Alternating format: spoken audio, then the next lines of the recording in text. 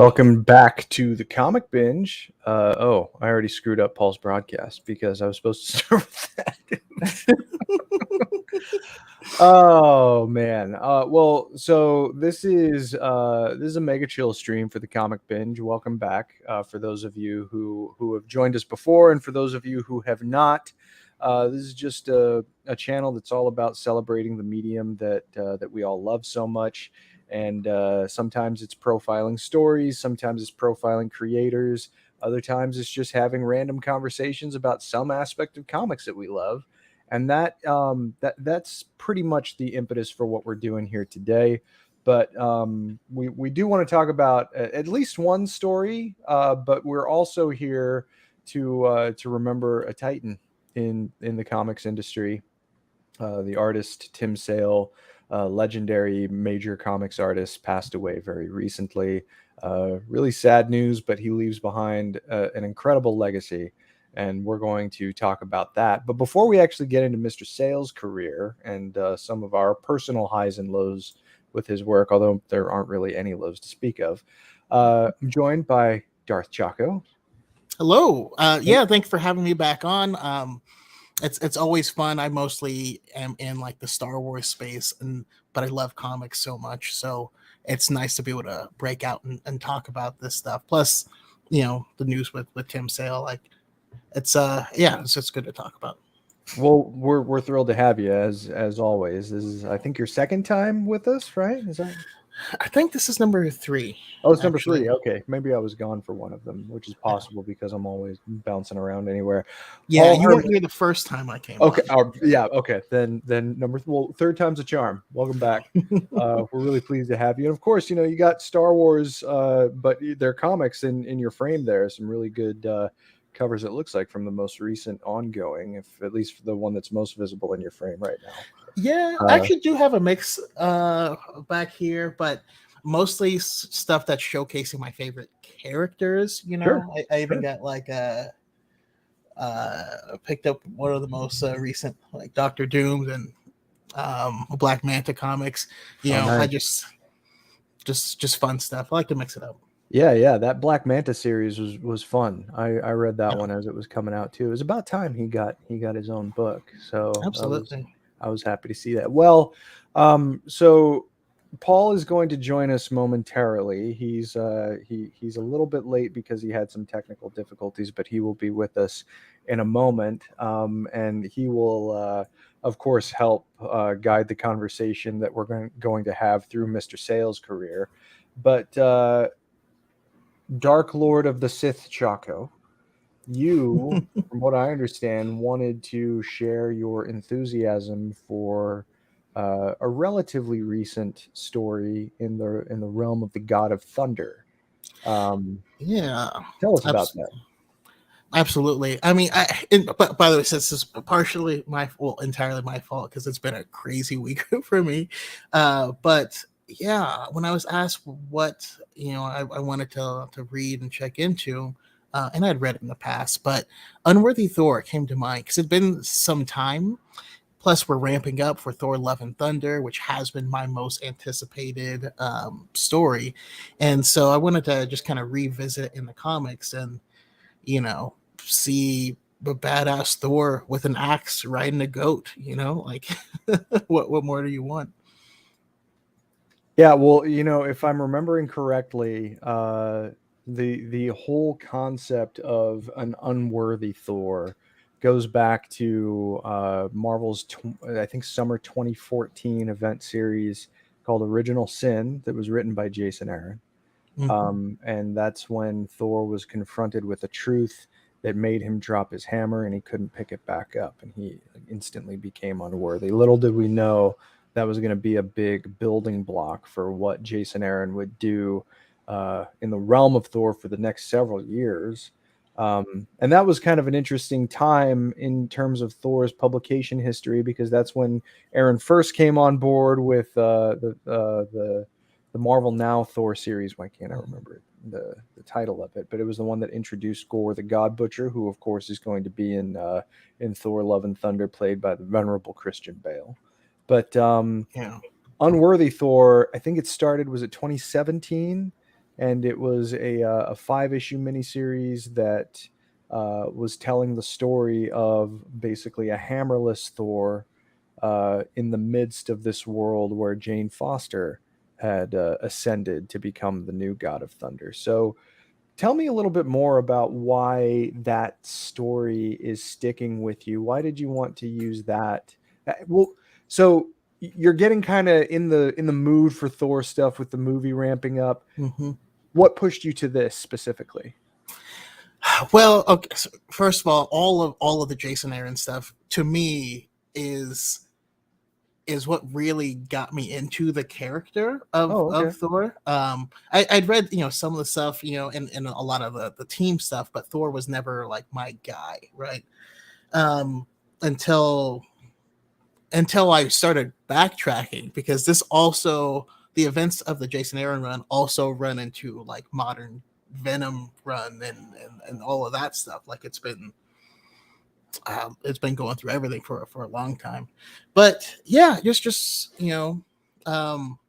like maybe it's also since I'm watching Kenobi, seeing a guy who's just like uh, lost what he believes to be his identity, right? He believes that the hammer is who he is.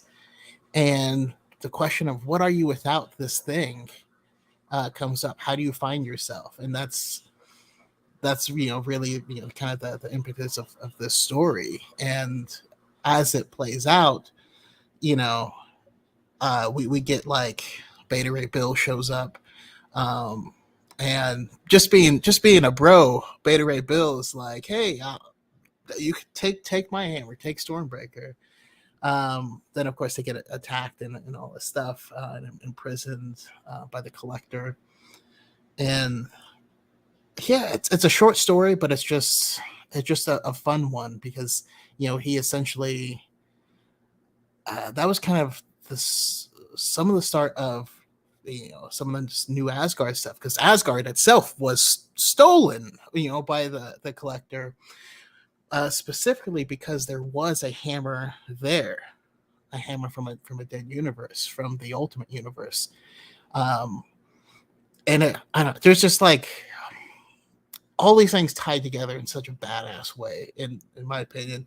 When he finally realizes, like, yes, the hammer is here, but this is not my hammer. It'll call out to the person it needs to. Um, you know, we see Thor just like standing on the moon crying because he lost his hammer, and then at the end of the story, there is one, but he realizes it's not his, and he needs to be that guy again who becomes worthy. It's a feel good story, you know.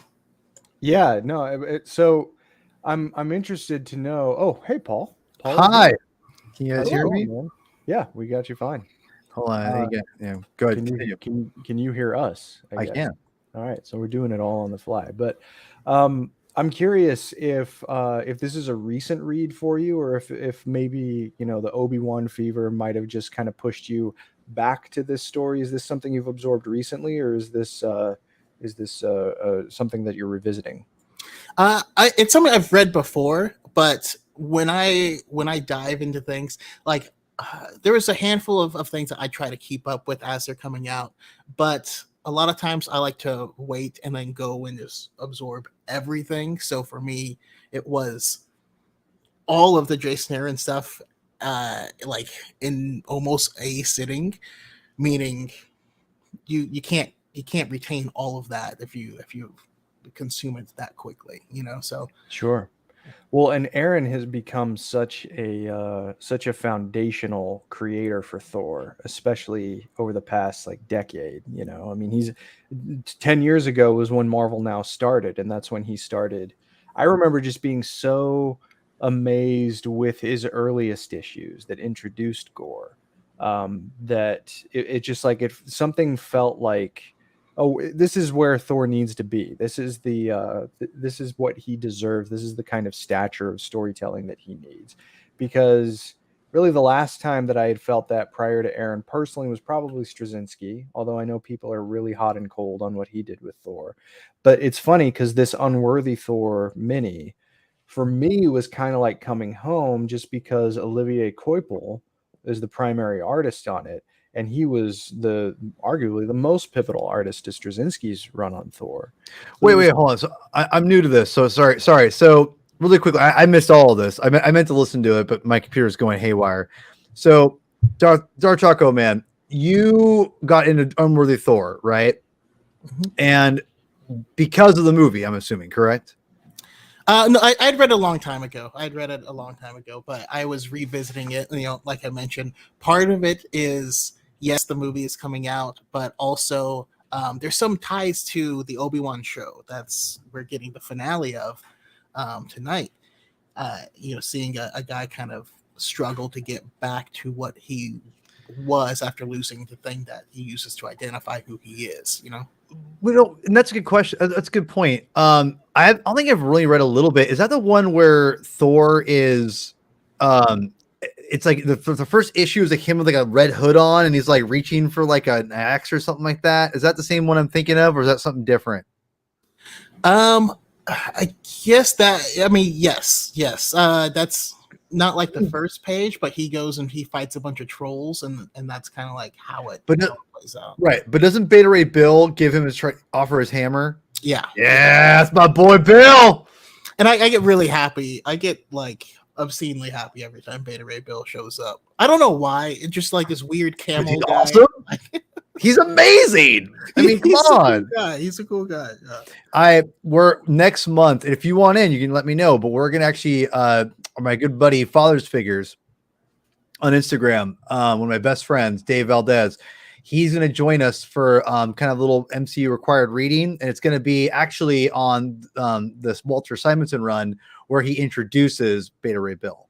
Nice. And so so if you want in on that, it's going to be a blast, man, because those are some legendary comics, dude. Those are some amazing books. But Unworthy Thor, I remember reading the first couple issues and liking it. Jason Aaron had such a giant run on the character. I mean, it sounds like you haven't read all of his run, or just how much have you read of his run? Have you read? Oh no, I read Unworthy, Mighty Thor, all of the World of Realms. Okay. Yeah. Okay. You've gone through but have you read the beginning of it with Gore, the God Butcher, and everything? Yes. Okay. I've read most of that, and Assad Ribick's art, man, so good. I mean, it's ridiculous. His Eternal stuff, which I've gone on here and praised by up and down. It's super good. Super good. So I need to catch up on Eternals, because that's actually a pretty decent book, to be quite honest. It's the best Eternals comics ever, in my opinion. But anyway, I've never read any Eternals, and you wouldn't be alone, and you won't be the last to never ever read. To be quite fair, the original Jack Kirby comics look incredible, but they read terribly. And I love Jack Kirby as an artist, but I don't know. So they feel like they're the same as like the relationship with like Marvel's relationship with the Eternals feels like the same as DC's relationship with the New Gods, where there's just like you'll see people. I don't know. That may just be. No, I don't think you're wrong. I think the New Guys is better than the Eternals. Oh yeah. Like it's not even close. Better, but I just mean like. But the way they're treated is like they're still not. Eternals seemed like Kirby trying to find another chance with the New Gods. In some ways. So, which is fun, I guess. By the way. Quick question for you, man. Is Thor one of your favorite like comic book characters, like kind of characters in Marvel? No. He actually he never has been. That's why I kind of lacked on reading a lot of Thor stuff. But I have this thing where once you read it, they become one of your top characters, because good storytelling is good storytelling. So that's he's not quite up there. He's not what I'm reading right now, but it was a great run. It was a lot of fun to read. Have you? I guess. Are you doing a bunch of rereading for the movie coming out? I am revisiting it specifically for the movie, especially once you see some of the artwork that's like ripped right from a comic panel. Ribic which, himself, yeah. which I pay them, please. But If it's yeah, pay him. I think that they design. If you take majority of their design, like at like what 70% at least, and you'd owe them some money. I mean, at least. But if you're doing a straight up like it's the same splash page, identical, except you added, the director added himself in the movie, or in the scene with Korg. Yeah, you need to pay up, in my opinion, for sure. That's a beautiful scene too. Beautiful page. I remember talking to Steve Epting at an Emerald City Comic Con in Seattle Epting, genius. several years ago, and I think I was getting him to sign my Brubaker Epting Captain America omnibus, and I think the cover or one of the cover images was his cover for Captain America Volume 5, Number 4, which is Cap like holding his shield, like front pose, and like his face kind of in shadow. And they basically like used that exact same pose and really the same composition of the image for a teaser poster for the first Avenger, I think. And I mentioned that to him. I was like, that must have been a little bit of a thrill seeing that in a movie poster. And he's like, would have been more of a thrill if they paid me. And I said, yeah, that's fair. It's fair. I understand that completely. Yeah, comics is one of those things that it's just they haven't figured out finances really yet, and it's a shame on many different levels, and it just sucks. I don't know. I mean, the most like these are the largest conglomerates on the planet. They can figure it out, Like, just do something. Yeah, exactly. Do a little something. So, what? I guess I know you do a lot of Star Wars comic reading there, sir. Obviously, with all your social platforms and focusing on Star Wars, which are awesome. Which I was trying to get. I dropped in for a minute for a while on the Rogue One review show, which was great. So that was awesome. And everyone liking the Borg Gullet, man. I'm telling you, Borg Gullet, keep Star Wars weird, man. Keep Star Wars weird. It's what I say. I've seen too much anime, so Borg Gullet makes me uncomfortable. Wow. That's actually I haven't seen too much anime, but I know exactly what you're talking about, which is sad. But that makes sense. What other comics are you reading? Would it be Star Wars, Thor, or is there anything else you're dropping in on, comic wise? So right now I've been so Lucasfilm kind of sends me books and stuff early. Yeah. So that's been taking up a lot of what I would be spending reading comics. Of course, fair. I'm staying up to date on like on Vader, on Crimson Reign, on a few of these other Star Wars ones specifically for content purposes. But I have started to fall a little behind on like I'm falling behind on Radiant Black and Radiant Red. Oh yeah, super excited for. And yeah, I read. I don't know if you ever watched it. I had an episode where we reviewed that first trade, and I actually have the second trade in my wish list for in stock trades right now. Free advertising there in stock. But yeah, I have Radiant Black. I'm not sure if Radiant Red's in there as well. Is it? It's a separate miniseries, right? Yeah, but I think it's really really short. Yeah, so I'm stoked because I really liked the comic. It started off as it's a good twist. It's a decent twist, I would say. But I'm excited to check it out. I definitely liked it a lot towards the end. The Radiant Red character I thought was awesome. Yeah, she's awesome. So yeah, that's a great book. Yeah, I guess really quick. So for Star Wars books, are you digging Crimson Reign? I've only read the first issue we did a long time ago, and I'm waiting for the trade to come out. But are you enjoying it? Oh man, I'm really enjoying it. So between Crimson Reign and the Vader comic, Ochi of Festoon has like come out of nowhere to be like just this awesome character. Yeah, because he is an awesome character. He's in a great movie called Rise of Skywalker, right? Yeah. Yeah.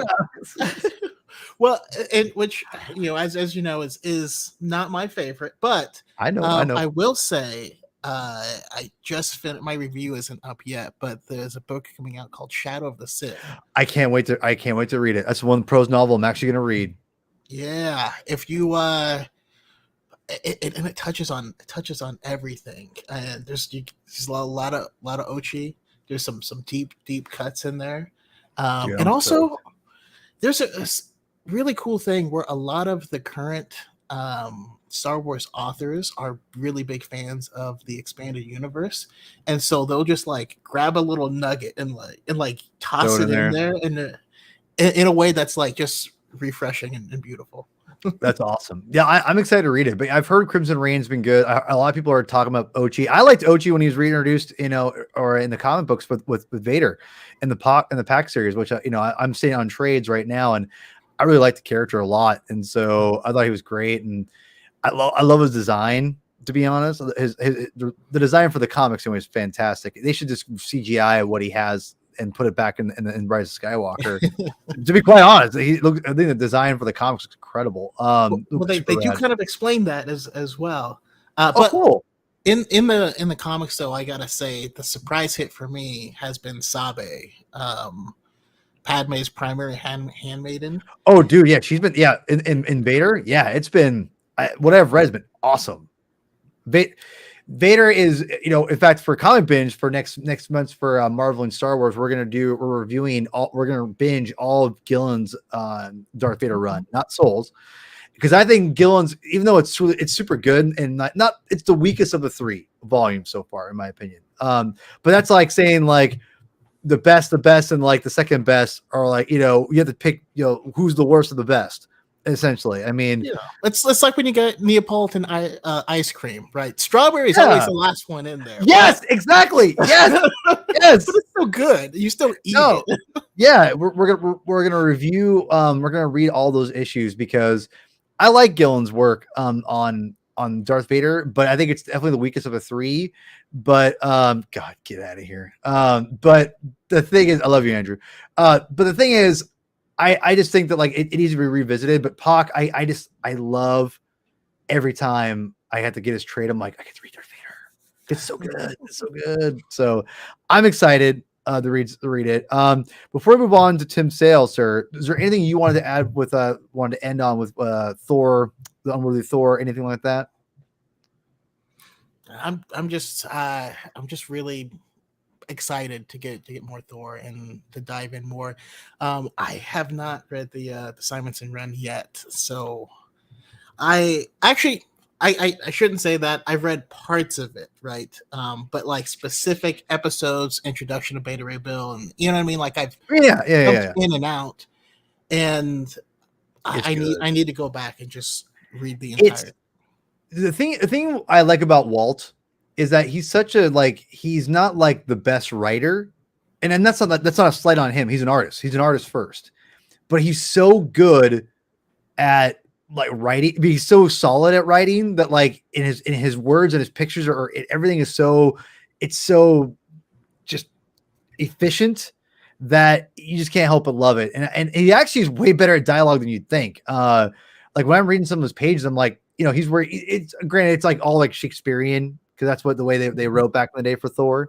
But yeah, the Sith and Beta Ray Bill stuff with, there's some really great stuff in there. And then really creative things and fun things. I mean, he really, to me, it's I think the best overall run, in my opinion, for Thor, when you look at it from a perspective of just all around like emotional moments, you add new characters, status quo changes, fun artistic freedom. Like there's a whole comic of just splash pages where it's like every page is one giant like pinup page, and it's him fighting a dragon.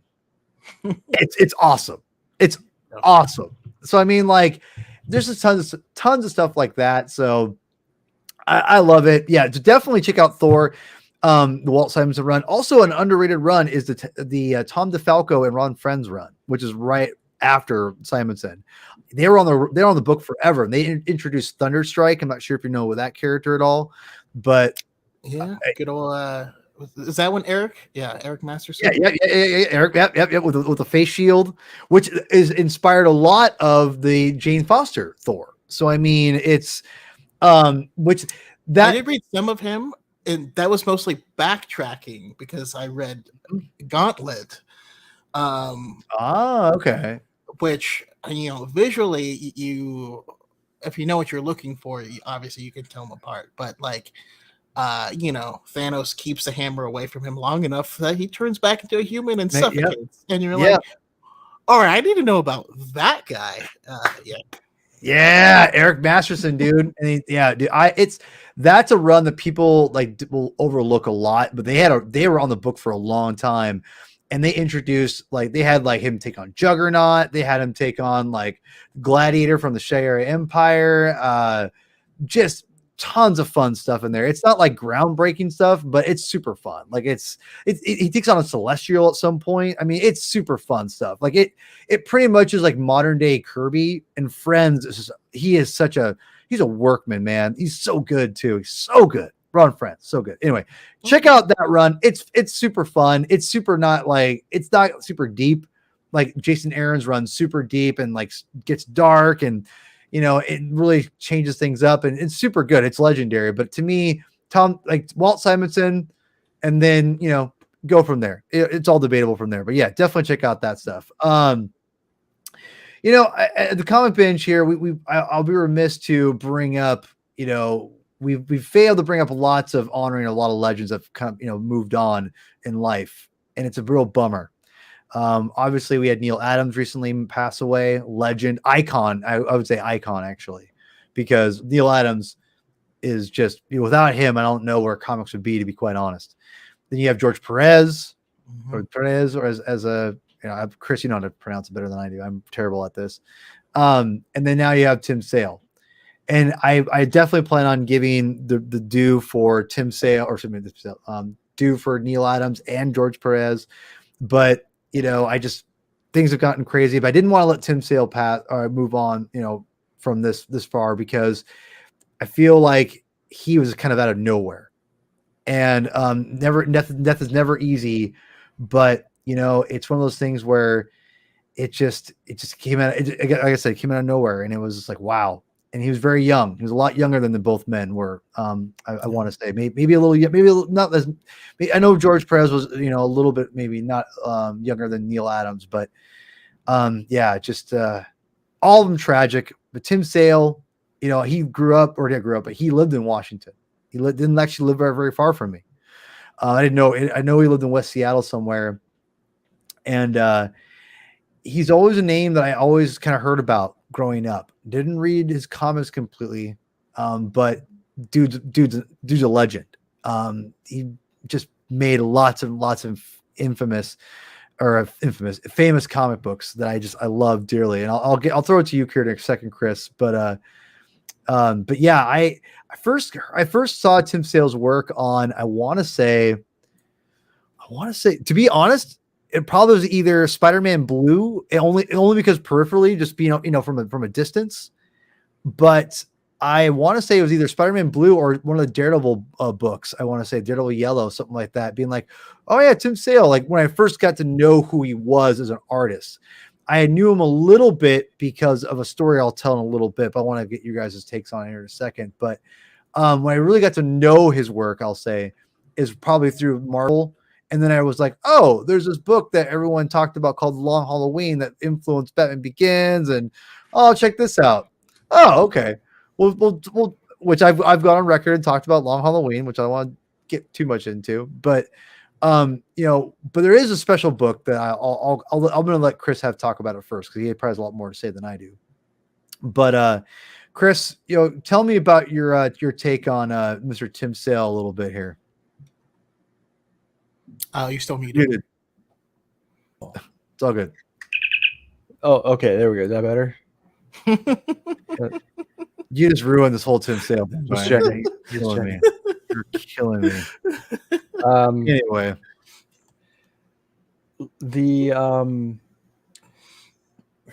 it's hard to even know where to begin, just because this is a creator that proved to be really pivotal in terms of developing my understanding and appreciation of the comics medium in general. at least when I came back to it, because I read comics when I was a kid, but I didn't really come back to comics full time until I was in high school. And by the time I was in high school, some of Sale's most definitive work had already come out. But like everybody, Long Halloween is something that just turns heads, and that proved to be a really pivotal book in terms of developing my affinity for the medium. And the thing that strikes me the most about that, in terms of just the way that he laid out his pages, is that he was deceptively detailed. Like, I think it's Oh, yeah. it's easy to look at a Tim Sale page and think that his characters are kind of flat, but they're really, really not. That's just the way that he decides to render certain characters, like in flush light. Um, but like a lot of really great comic storytellers, the definition that he provides through shadow is something that you just can't look away from. There's a page kind of early on in Long Halloween where Batman faces directly off with Catwoman. It's a beautiful spread. It's like a 2-page spread where they're both faced off against each other. The importance to that story for that character and his world um, cannot be overstated.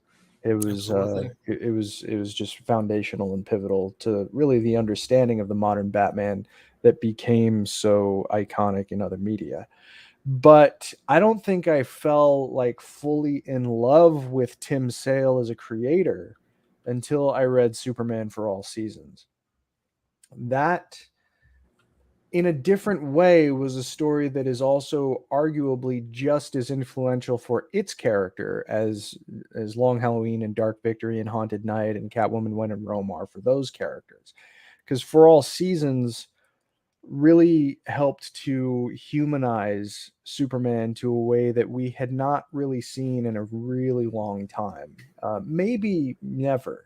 I mean, it even proved to be the real impetus and inspiration for Smallville, for at least Mhm. the first couple of seasons of that show. Yeah. It's, interestingly enough, the page that Paul has pulled up here is from a story appearing in Superman Batman number 26, which was as soon as Paul asked me for pages to bring up, that was an issue that immediately came to mind. I'll talk about it in a little bit. But yeah, this page here is from For All Seasons. Jonathan and Martha are talking about Clark on the front porch, and they're just like, well, can't hear us, right? And of course, he's just sitting in his room, just a very typical teenage boy's room, with his hand on his dog, and he does hear every single word.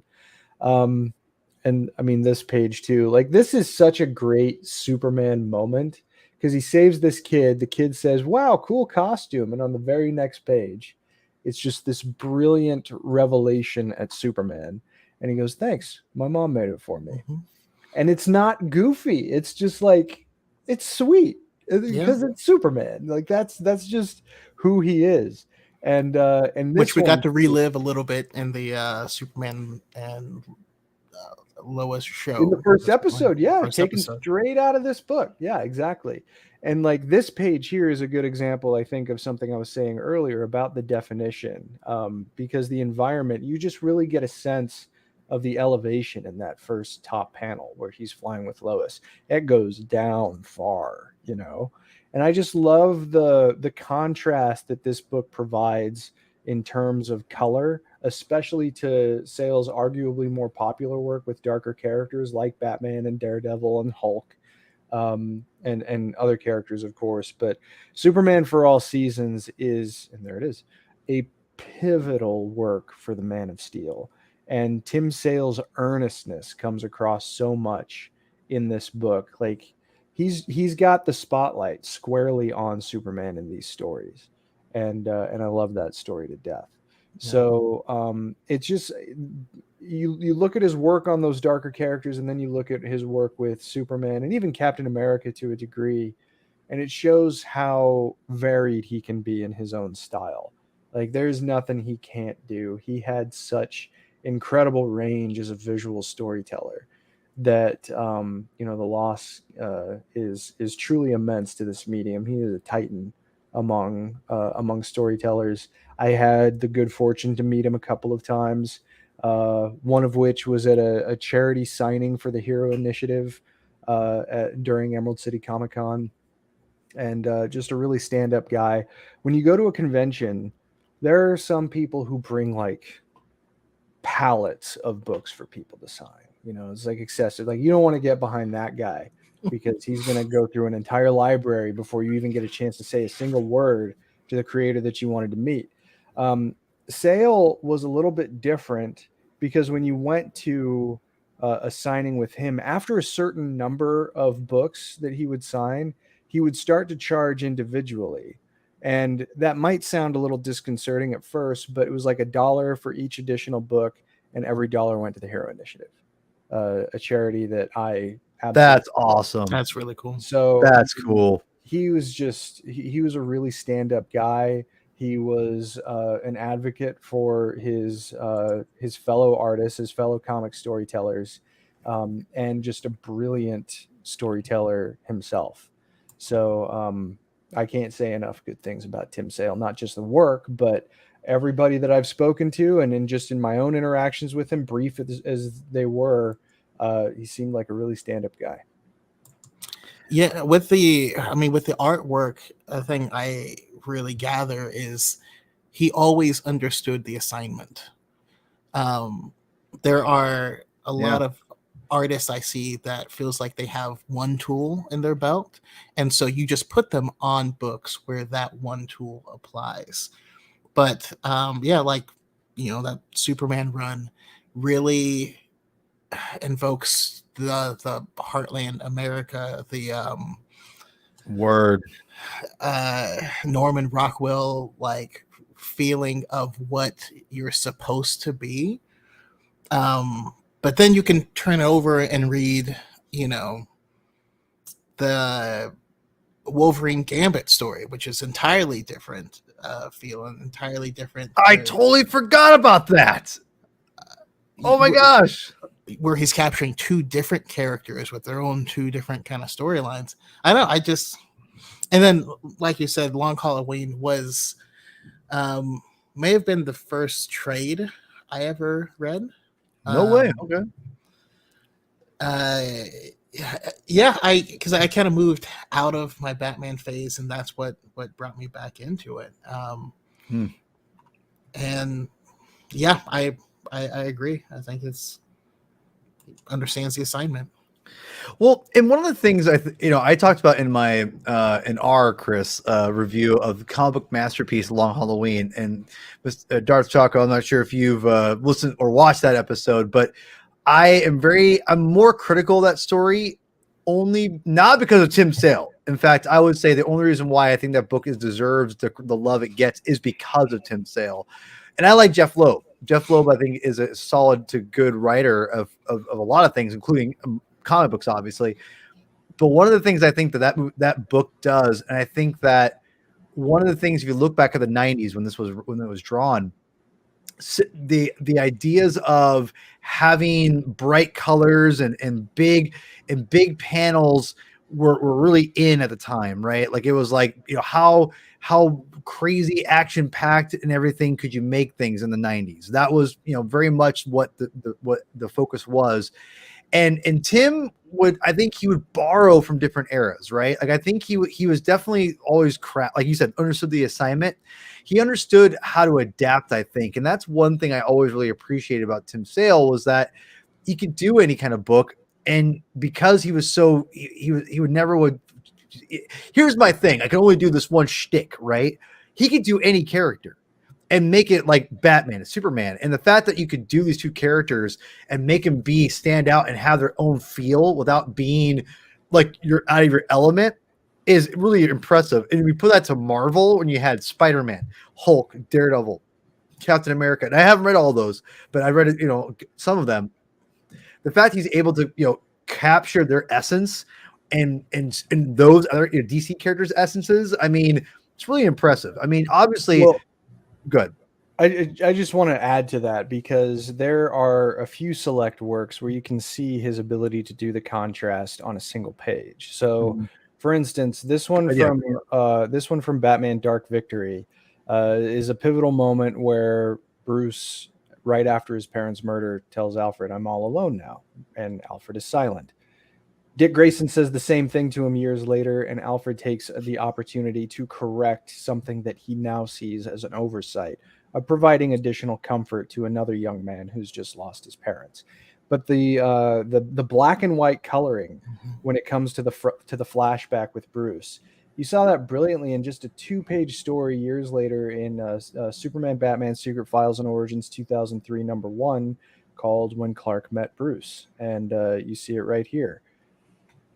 A car breaks down on the side of the road that's driving from Gotham City to California right after the murder of the Waynes happens, because Alfred thinks that it's good for Bruce to get out of the house. Little does he know he's riding by just an open field where Clark Kent and Pete Ross are playing baseball, and you see Bruce right there in the same frame. Still a tortured child, juxtaposed with that kind of Andrew Wyeth-like Norman Rockwell-ish childhood of Clark Kent. That's what Darth Choco was saying. He, the whole Norman Rockwell Americana feel is what he captures in these really simple panels. I mean, like look the at the imposition of that darkness and pain that a young Bruce Wayne feels in such raw form, with the more whimsical childhood of Clark Kent right next to each other. It's a very mournful quality, but it's also just a really good demonstration of Tim Sale's acumen. And that's a great example of what the medium of comic books really does. Film tries to do that too. And again, comics and film are very similar in that sense. But people like Tim Sale, George Perez, Neil Adams, they take the art form and really make that page layout even more special and meaningful when they do stuff like that. Like the whole, I love, he was colorblind, right? So he always thought in black and white. So everything was very drastic. You can never go lots of different colors on his pages because he only thought in black and white, very, very basic coloring. And I think that's what I love, the simplicity of his designs. His layouts and his line work are impeccable, but they're not overly super detailed in a sense to where you need a lot of coloring and shading, or not shading, but what I mean.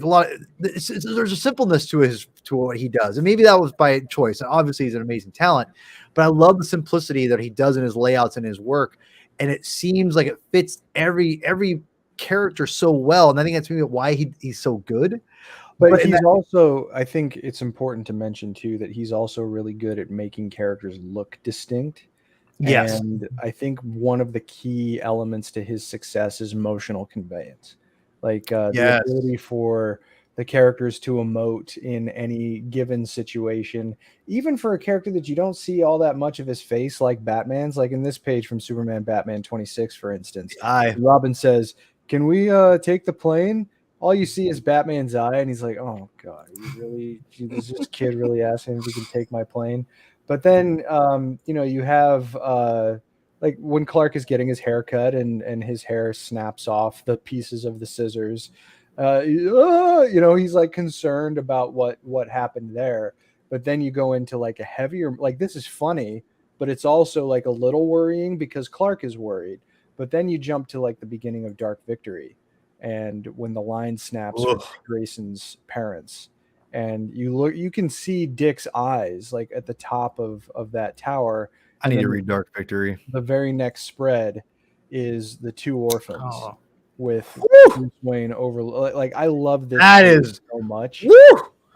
I love that story so much. I think there's honestly a compelling case to be made about Dark Victory versus Long Halloween. But I'm also like in the tank for Dick Grayson, so that's probably why. But this you've convinced me.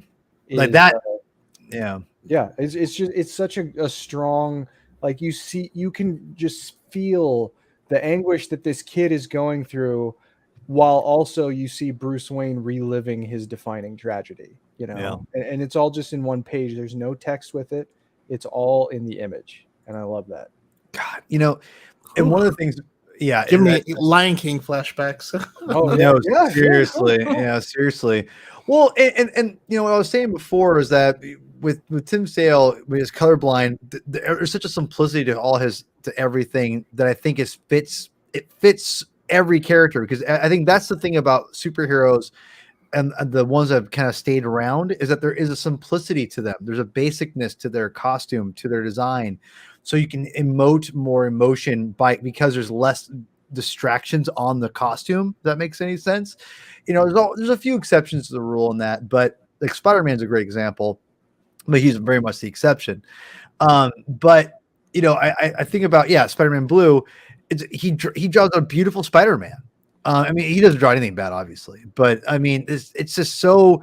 I'm actually down a little bit on Spider-Man Blue again, not because of the art, but because of the writing and just not. It wasn't bad. It's not my favorite. Have you, Darth Choco? Have you read Spider-Man Blue at all? I haven't been able to read it. But I mean, kind of to what you're saying, every single main character has a very distinctive silhouette, where you don't ever you could never lose them in a frame. You always know what you're looking at and why you're looking at it. So I haven't read Spider-Man Blue, but I always wonder, how come Norman Osborn has waves? Like, is he? Yeah, he sleep in a do rag? Like, we all don't know. We don't. I think that was a Steve Ditkoism that he, for whatever reason, kept, and we just went along with it, and we're along for the ride. Okay, we're along for the ride. We don't question the waves in the hair or whatever the hell that is, but we all love it. We all love it. You know, really quickly, a couple things I wanted to talk about.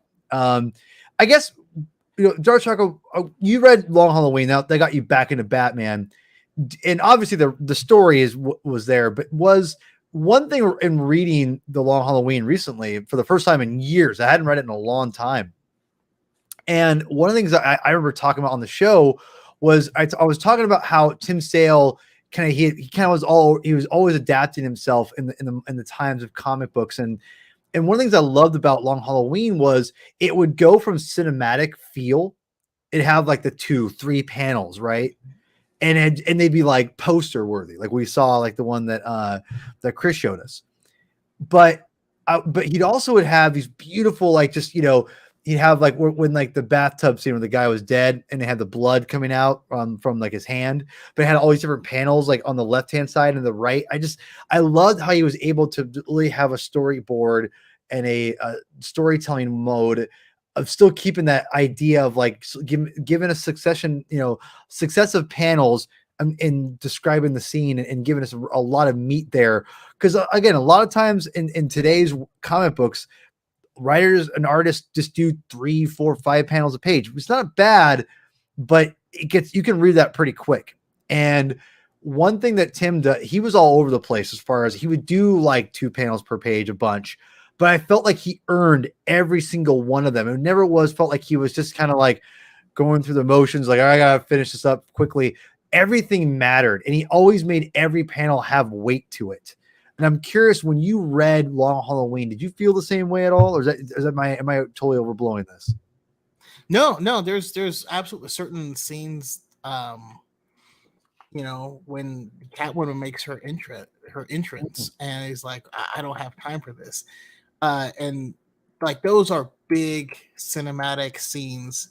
They're dark, but they're very distinctive. And there's a lot more attention in those scenes to like Batman's muscles and stuff, like what muscles are tensing for the action that he's like performing. And some of that stuff, and then some of those details fade away in other scenes because that would be distracting in that particular exactly scene. Yeah. It's not needed there, you know. Yeah. And I mean, I feel like that's a good time to point out too that, you know, we've shown some of like the more sweeping vistas, like this one from For All Seasons when Clark goes back home. Good. I mean, it's really good, but then you can get the bombast too. Like you can get the crazy kinetic action scenes as well, like this one from Captain America White. I just think that that's a great page. Or I think it's in Captain America White #1 that depicts Steve waking up after years and like him just busting God, away from the that's original gorgeous. Avengers. I mean, it's just like there's a more pastel-y quality to this too, but there is just like this sense of action. Like Giant Man can't even finish speaking the sentence before Cap is up and out looking for Bucky. And I don't think I'd ever seen Sale's Thor before I read this series. So that was really cool to see too. His But Iron Man looks incredible. yeah, it's like the classic Iron Man. Yeah. Oh my God, that looks. Oh, Shellhead looks amazing there. Oh, I But need to you- read Captain America White. oh yeah, you totally should. But you need to read all the color books, frankly. Well, fair enough. But I Fair think enough. you're right. Just in terms of like his ability to convey action, in addition to like those quieter moments. I wanted to highlight this story from Superman Batman #26 because this is the issue. It came at an interesting time for the DC universe because Connor Kent had just died in Infinite Crisis, but Sam Loeb, Jeff's son, who was Oh, around my age, he was a year younger than me, I think, had passed away from cancer. And this story was a character named Sam who was basically like living in Smallville with Clark.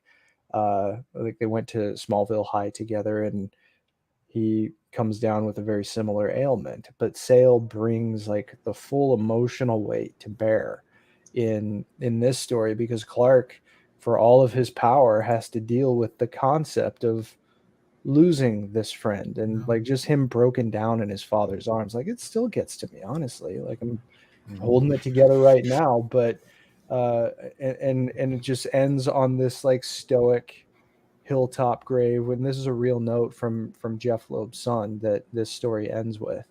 But it's like a sort of foundational component to Clark's philosophy, according to this story, and it's a really poignant and beautiful short story in Superman Batman #26 that's absolutely worth reading. A great memorial, but also just a nice sort of I guess check in and re-verification or recommitment to the ideals that Superman is supposed to represent. And Loeb's writing is very much on point, but without Sale's artwork, I don't think it has quite the punch. And I think that's why he wanted Sale to collaborate with him on it. It just hits a beautiful emotional note. Well, they have a good relationship, and the couple things I want to talk about Superman for all seasons. There was a time when I wasn't reading comics that much, believe it or not, and that was in my early 20s. I know, believe it or not, it's crazy. 2002, 2003. I just started getting back into comics, and I remember I broke up with my girlfriend at the time, not my wife, but my wife was after this one.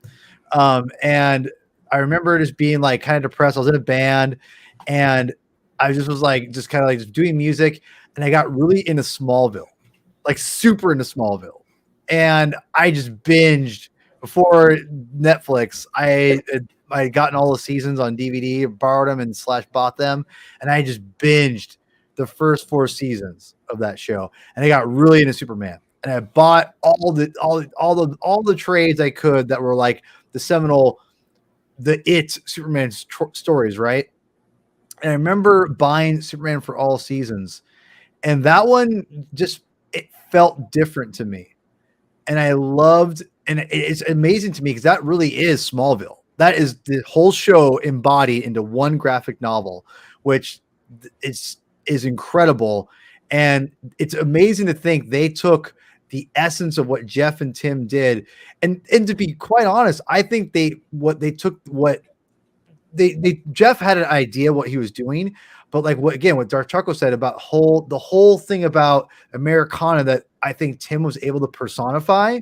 They saw that and went, we can make a show of this and we can sell this to America because this is apple pie. This is a relatable character on every level.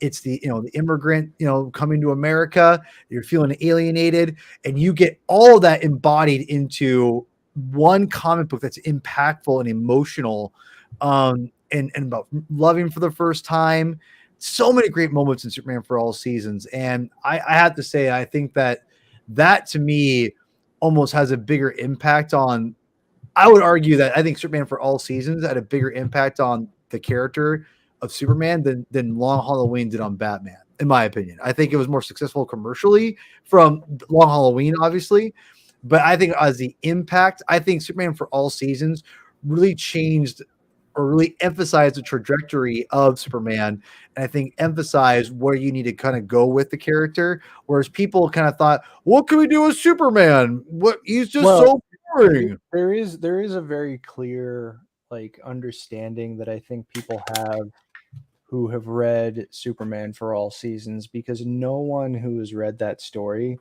ever accuses Superman of not being relatable. Absolutely. Like, the way that story and I think that you certainly get hints of this in other great Superman stories, but just in terms of how important that story is, not just to what they would end up doing with Superman himself, but the ability for that story to connect with readers in a new way.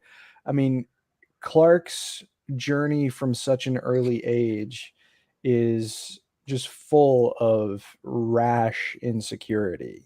He's not an impulsive kid, far from it. And that's because of his parents, but he does have a lot of internal strife that he has to overcome. On top of just a regular adolescence, but there's also that undercurrent of his own belief that he is other and he doesn't want to be, he wants to belong.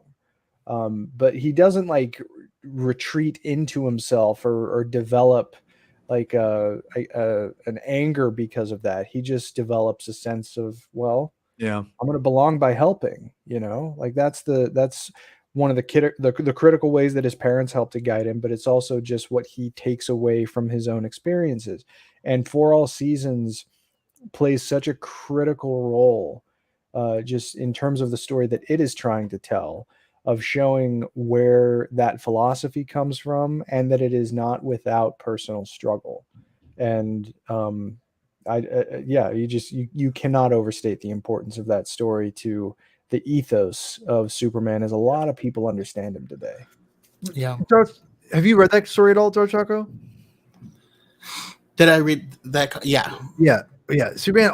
What's your take on Superman for All Seasons?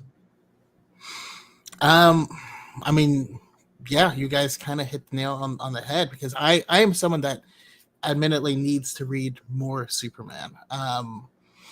But you and everybody else, everybody needs to read more. We can help you with that. Sir. Okay, so I was one of those. One of my good friends, Malik, is a huge Superman fan, and so he's always trying to get me on things. And you get this, a bit in like Superman All Star or All Star Superman. But no, this just gave you the actual struggle that I forget. Like his struggle is not external, and that's what makes the character. And if you continually, like I did, judge the character by their external struggle, then he seems boring.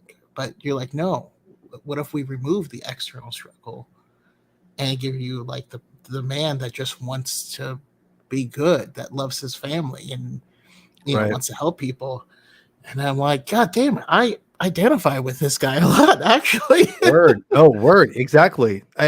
And that's one thing I think that Superman for All Seasons really emphasizes is the internal struggle that he has, and that he wants to be normal and he wants to have that normal life, like you said, and they've given it to him. And I think that's what to me Superman represents. And I haven't seen Superman and Lois at all, so I can't really speak for that. But I think what Superman for All Seasons does, and the energy and the emphasis that Tim does with that book, he emphasizes the longing that you need to see visually of Superman wanting to be normal, to wanting to connect to humanity, that you can write it all day long in a comic book, right? You can say Superman is longing for a reality and this is what he wants to do, blah, blah, blah. But in the world, in prose, you can make him think internally and everything. But in comic books and in film, but obviously for us, it's comic books here, you have to visually give that impression in every way in the story you're telling, and the emotional story that you're depending on for that book, I think is more impressive to me that what he's able to convey. I need to reread Superman for All Seasons. It's been a while, but I love that story. And the way he's able to convey all those emotions at one time, and you're almost like you're identifying with them visually, emotionally. I just love the way that is. Yeah. You brought up a great point. I love the fact that he's longing for that relationship, or he's longing for that normalcy in his life, and that's something that I think Man of Steel. Again, I love Man of Steel. I love it. But I don't. Fair enough. That's one thing I think that he maybe borrowed a little bit. I think from Superman for All Seasons is the early Clark stuff. Again, the Smallville stuff. I think, which is great. I think really impactful for me as a father. And even then, I got emotional. I get really emotional about it now. For many different reasons. But I think all those things are there that I think that Tim Sale is able to bring out. And because again, Jeff is a good enough writer that he lets Tim do the talking, right? He doesn't do a lot of captions a lot for the most part. That's where like the delineation between the idea of a comic book artist being equal in terms of like composing a story to a film's director really comes into play, because Right. you think about like the strengths of a book good that's point. drawn by Jim Lee, right? It's a blockbuster, it's an action-packed spectacle. You hear a book by Tim Sale, it could be anything. It could Exactly. be an action spectacle, but it could also be this like quiet, contemplative character piece that's really intimate. Not that Jim Lee can't do that if given the right collaborator, but there's just like a flavor that you get from a book that has Tim Sale's name attached as the artist that you don't get with a lot of other creators. And having a good example. Go ahead. Having read this story just today, in preparation for this, this is what I want to see. Yes. I am. I actually, made a video recently because, like, right now, I think Superman as a character is so ubiquitous, is so synonymous with comics that people we're getting too many like what if Superman was bad stories without having context, the juxtaposition of a good Superman. Like those stories work if most of our content is that version of Superman, the actual character, and so like after reading this, I was just like, this is what I want. This is, I don't know. No, exactly. I think again, the writers can give you the plot. They can give you the essence of where the story needs to go to. But to me, the comics will always live and die by the artist. And I think Jeff would probably admit to this, that Tim propped him up a lot. And I don't mean that in a negative way, but I just think Tim Sale's work, like Long Halloween, I said this on the last show. I said, if you put Long Halloween in a different artist, that book is like not even the top 10 for Batman stories. I just feel that even if you went panel by panel, a different artist that's not Tim Sale, it's just a good Batman story. Tim Sale makes that a phenomenal Batman story because of his art, because he's able to convey so many different scenes, like the Catwoman on the bat signal. It's iconic looking the way he draws it. And it's awesome. And to really quick to kind of wrap this up, I do have a fun little story about Tim Sale. There's two actually. One's really short. One, when I first ironically moved into this house, and we were getting cable for the first time. Cable guy came by, and we were talking about. I think he saw my comic book stuff down here, and he goes, "Oh yeah, I just did that Tim Sale guy." I went, "What?" He's like, "Yeah, he lives over there. He lives in West Seattle somewhere, and he's a super cool dude." I'm like, "Oh, okay, that's awesome." He said nothing but great things. Super nice guy. I'm like, "Cool." The second story is actually, and I've said this on many different shows about Jeff Loeb and Tim Sale, but back in the day, when I was in 8th grade, so we're talking like early mid 90s. I remember that they were having the writers for Death Blow, an artist for Death Blow for Image Comic Books signing, at Everett Comics and Cards. And I went there and I totally forgot, but I knew who Jeff Loeb's name was because Jeff Loeb and Tim Sale were the combo team on that. I remember Jeff Loeb wrote X-Force. And I'll never forget walking in and Jeff Loeb and Tim are just out there talking. And I'm like, Mr. Loeb, who's Mr. Tolliver? And it's a cable reference if you guys don't know what that is. And he's like, oh, he starts just spouting out. And I'm like, okay, cool. And then I just walked away and no one was there. Like no one was there. It was just me and like them and like the lady who worked at the store. And I'll never forget, I'm looking at comics and they just walk over by me and they're just talking. And I remember they were just kind of like just hanging out with me. Like they weren't like talking, but they're just kind of like just little small talk. And, we're talking. I remember asking if they like Savage Dragon and Jeff was, oh yeah. And just very, I remember grabbing the Death Blow comic book going, oh, this is good art. Over and probably just laughed at me, but super like approachable guy.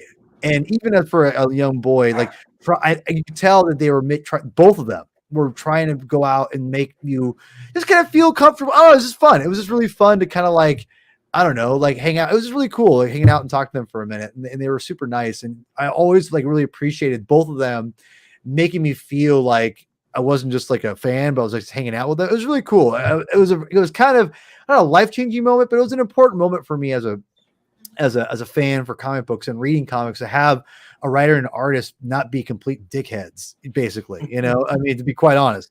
So, also I'll wrap us up by saying that I remember just loving his work in Heroes. Season one of Heroes is just incredible. Yeah. And honestly, I love what killing off Isaac season one, big mistake.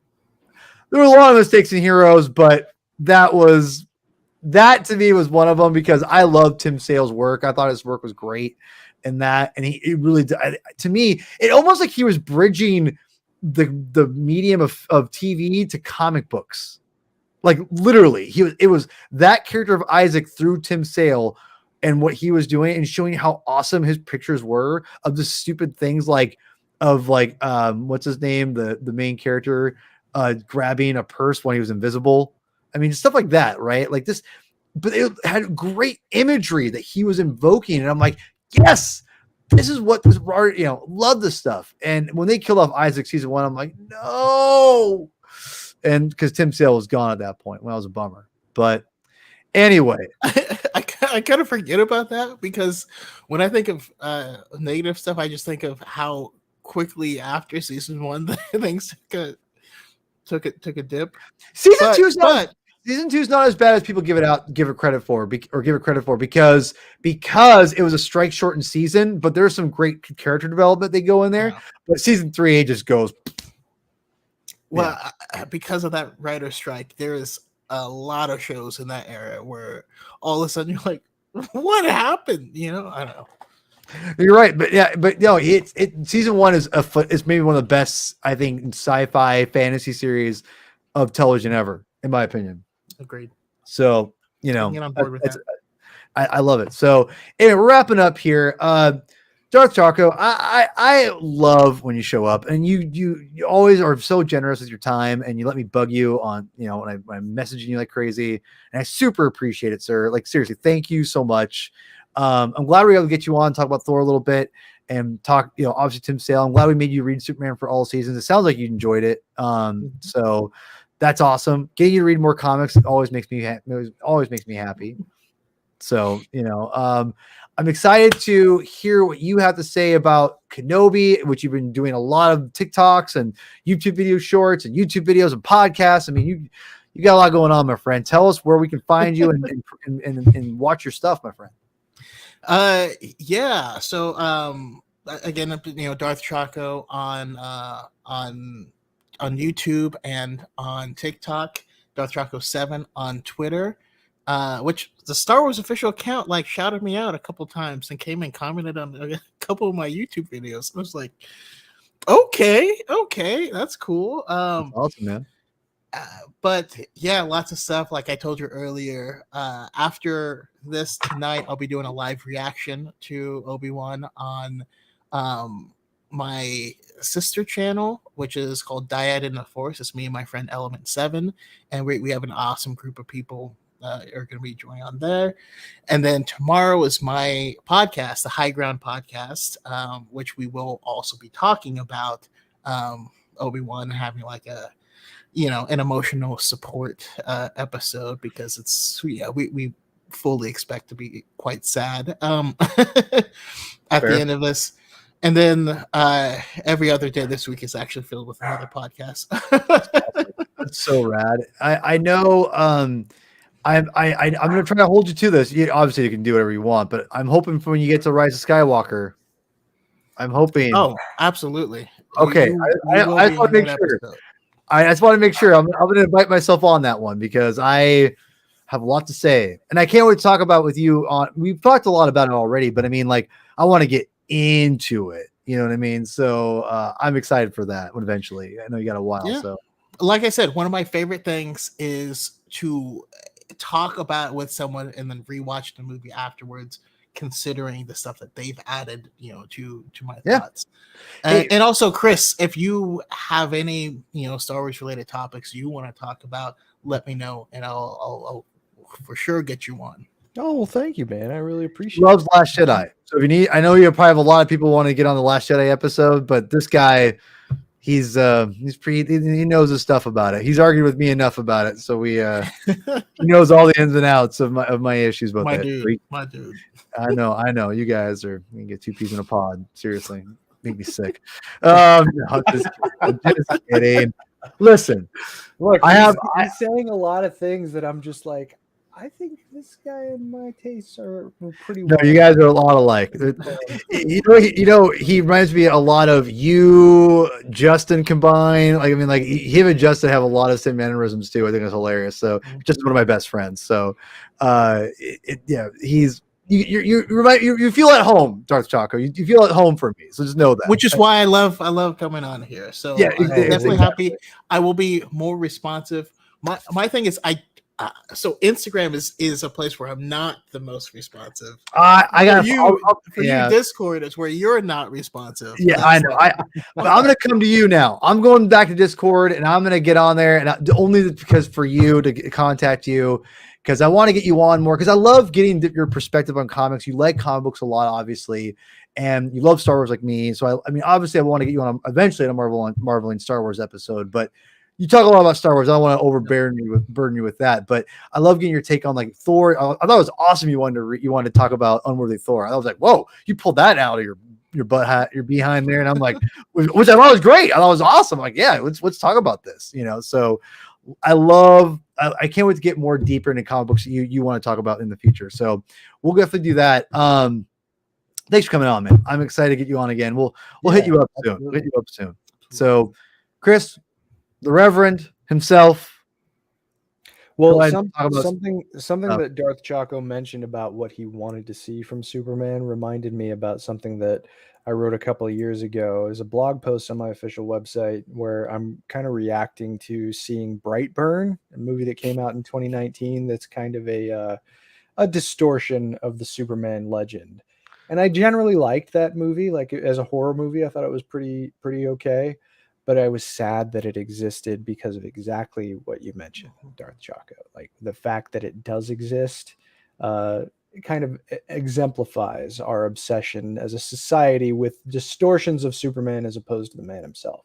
So that's something that I just wanted to mention. It's a couple of years old now, but no, I mean, always happy to talk with you gentlemen, of course. I am really active. We just posted an episode today of Discovery Debrief where we debriefed the 7th episode of Star Trek Strange New Worlds. Can't wait. Huge. Oh my God. Yes. Why do you always do this? You're always talking over whenever I talk about Star Trek. You know I have the power to mute you now, right? You do. But you do. I don't. Because I love to do it because I love this pressing those buttons. The show continues to be phenomenal and is a great jumping on point, although there was a pretty deep cut in this most recent episode. And in Debrief, we talk about whether or not that's a good thing. One of our panelists is a relatively new fan, and he felt kind of left out in the cold by a reference that this episode made. So that was a worthy conversation, I thought. But still a great show. So check it out if you're. I plan on checking it out eventually. In all seriousness, I do plan on checking it out soon. Well, you tell me when you do, because I'll be there in a jiff. Well, obviously, I can't. Right after this, we're recording the MCU fan show plus episodes. So I got both, but I gotta catch you up on some stuff. No We'll worries, talk. no worries. All I'll say about that is just like Star Wars should take some lessons from Star Trek. I really disagree with that. Anyway, actually Ryan Johnson should take some lessons from Star Trek. They Maybe. can actually have great new performers playing classic characters. Hey, we already got that. It's called Solo. You know, I said great new. Yeah, don't even care to talk about Alden. Donald Glover was great. Donald Glover was great. Sir, I resent too. Like he's fine. Okay, he's fine, but I do have to kind of lean in with Chris, where he did a good job. He did a good job, but hear me out. Ben Solo with zero dialogue felt like Han Solo at the end of Rise of Skywalker. Yeah, any dialogue. For good reason. Yeah, but anyway, I don't want you guys. I could be here for all day and talk about this. I'll defend. I will. Defend. That was a very Hanish like. Of course. Yeah, but Alden does Han the whole movie. Man. Anyway, whatever. He's also like 20 years younger than he is. But anyway, I love Solo. I unabashedly love that movie to death. The Kessel Run was great. The whole movie's great. I don't know what you're talking about. It's a fine movie. The Kessel Run was great. You also think Canto Bite's great, so I can't really like what. Anyway, I digress. We're going. Yeah. Ted Pinchiclop. Sorry, I want to get to that. Anyway, Chris, I'm not sure if you've caught up on if you're going to even be there for Friday's show, but we have a big show planned for Friday. Friday is our making me sick. Friday is our big Doctor Strange episode. I'm reading a lot of Doctor Strange comics right now, and I'm not sure, Chris, if you're going to be on that show. I'm not sure if you are or not. I'm determined right now. I'm going to try to be. I might have to skip it, but I will let you know well in advance. But all I gotta say is the comics that Alex from the Comic Book Historians, all that stuff. He runs that whole shebang. He's got it's incredible, bro. Like it's incredible what we're reading. I wouldn't even presume to debate his ability to curate good stuff. Holy crap. It's incredible. I'm reading like it's close to like 50 books and they're mostly all great. And I'm like, what the hell was I thinking not reading Doctor Strange sooner? It's a very dark spot for me for Marvel. One of the few, but I'm catching up and it's been an incredible experience. This Friday is going to be an incredible show. It's going to be a barn burner. It's going to be late, but it's going to be a barn burner. It's going to be amazing. So well, I hope you're taking screen caps as you go. Oh yes.